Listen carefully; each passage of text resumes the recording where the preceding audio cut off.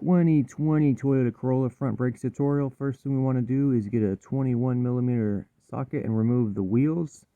That is to say, if you have your stock wheels on, it's a 21mm. And also make sure you have the vehicle lifted safely. We're going to go ahead and remove the wheel. Now let's come here.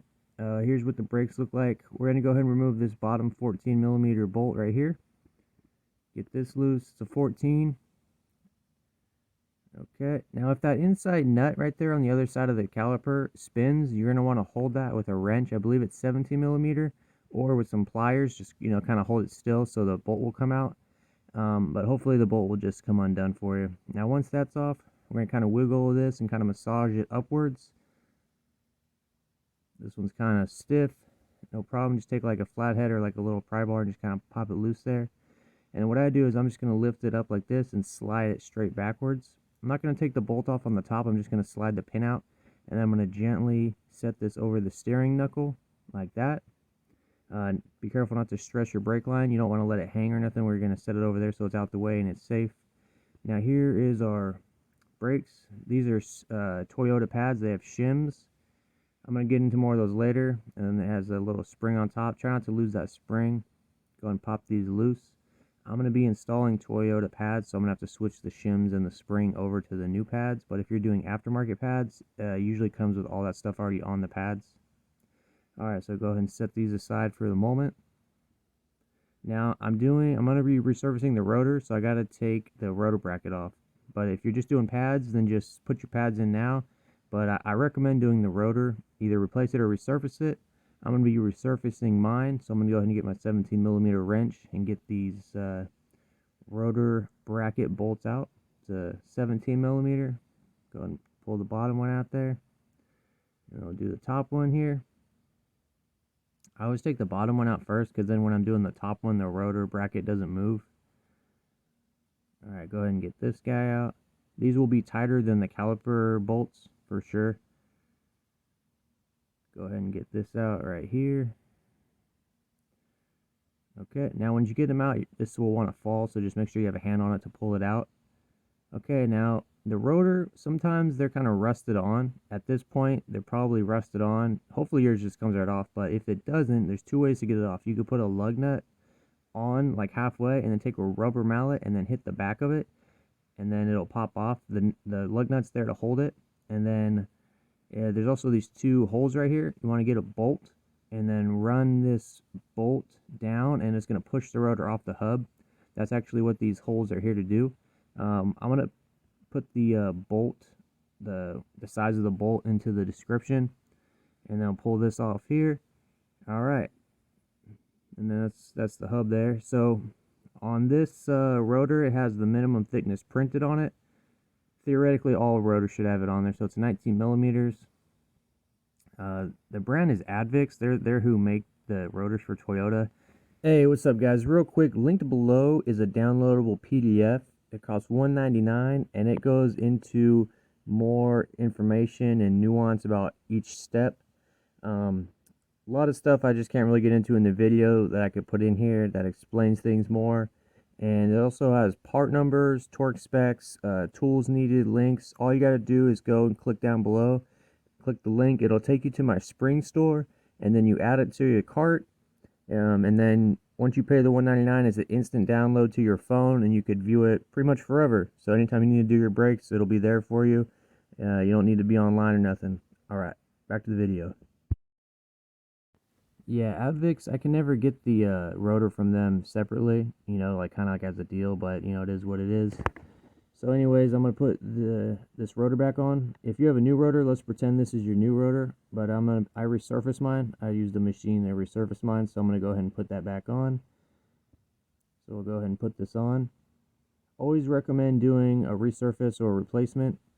So here's our pads right here. These are Toyota pads. There's a video linked below about Toyota pads and the shims and the whole thing with those. Here's my part number for these.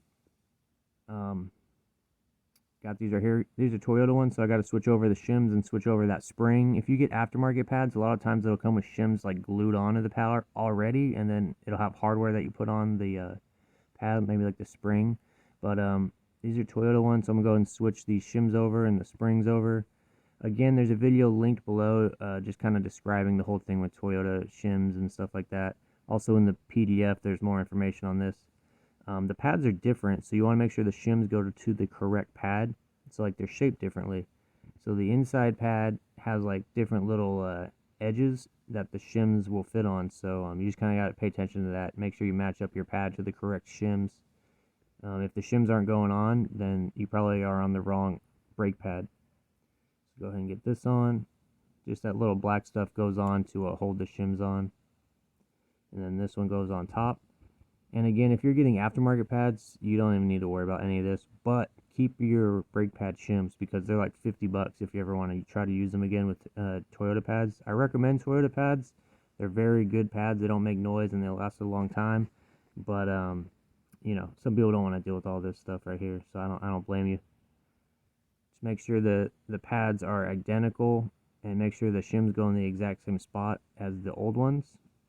Use the old pad to kind of like, you know, do what was on the old pad. This little spring on top is like a sensor slash anti-shift spring. It goes on the top of the pad like that, and then I'll put a little bit of lube on the edges of the pad just to kind of help this go in easier when it's time to go in. This one with the circle on it is the inside one right here, and this will go on top like that. And then that spring prevents it from shifting when you go into reverse. The pad will want to jump up and make like a clicking sound, but that spring's there to stop it. Anyways, I got these set up. Enough about those.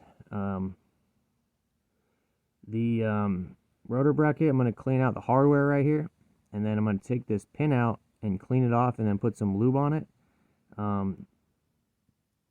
The black grommet usually goes on the bottom. This is the lube I use. I've been using it for like 15 years. I'm going to link some below. Forgot to mention like tools, parts, and everything will be linked below. Go ahead and get this rotor bracket on and then put the bolts in. I'll just hand start each one first and then I will tighten them down. The 17mm again. Torque specs will be at the end of the video for those. And then once the rotor bracket is tight, we're going to take our pads and install them. Again, I put some lubricant on just the edges. You don't have to do this, especially with Toyota pads, but it just helps when you're putting them in, and over time they kind of squeak less in my opinion. But you want to be like super conservative with the lube, because you don't want it to like get on the pad or get on the rotor. So put this in. This one is the outside pad. You can tell by the fingers. The wear marks on the fingers of the caliper. This one goes on the inside. You could tell because it has a circle mark. Go ahead and get this in here. Alright, got that good. And then our caliper, we got to compress this piston. You want to remove your brake master cylinder cap while we push this piston in. Here's the tool I use. This tool will be linked below. And then basically all this does is push the caliper piston in place. Like this. Now sometimes the piston boot will want to like do what it's doing right now. What you want to do is just kind of lift it gently and go around in a circle. I don't know, I don't want to say there's air trapped in there, but it just needs to be kind of massaged. You like kind of pull it up to kind of lift it off the piston, just very little, and then the whatever's in there will escape, and then this will kind of go back in place. Sometimes it takes a minute. You just keep doing it, like just do this, and then it'll just pop back into place. It's magic. Alright, so that's good. Now I'm put a little bit of lubricant on this slide pin, and then I will slide this in here. Make sure that brake line isn't twisted or nothing like that, and we're going to gently set this over here. The caliper pin on the bottom might be in your way, so you might need to push it down. And then we're going to put this caliper bolt in like this.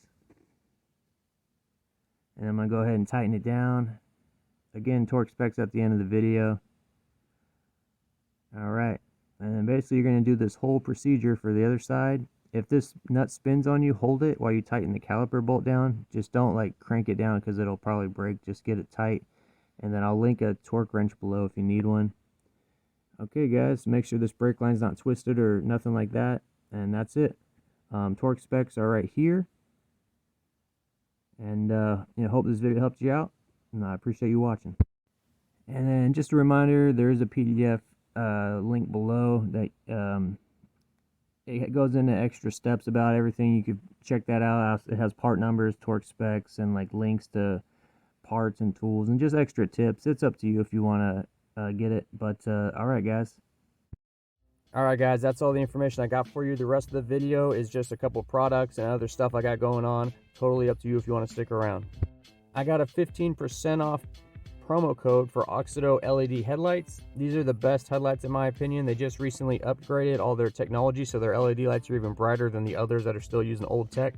I've had many LED lights as far as like headlights, interior lights, whatever, brake lights, and these are the best. They don't flicker, they're not cheap, they don't like go out on you. All you gotta do is go to the Oxido website, type in your vehicle information, then look up what kind of light you want. All their products will pop up. And these are available on Amazon as well, but if you go to the website and use Guillermo Auto in the discount code spot, you will get 15% off. So if you're looking for new brighter upgrades, check these out. Hey, what's up guys? I want to tell you about Quantum Soap. It's a new men's soap company. They got many different bars of soap, each with their own ingredients and fragrance and texture. They even have grittier bars for like mechanics or whoever, like the dark matter bar is extra gritty. If you go to their website, it's free shipping over $50. Each bar is about $5. You also get a 10% discount code for your first order. They're coming out with many new soaps. It's definitely worth checking out. Of course, I have a discount code for you. It's Guillermo Auto. If you type it in at checkout, you'll get 10% off. You could use it as many times as you want every time you order. These make great gifts to husbands, boyfriends, uncles, nephews. They even got the Galactic Mechanic bar. It's super gritty for mechanics, so check that out. Type in the Guillermo Auto promo code. That way they know you're one of the homies. And that's it, guys.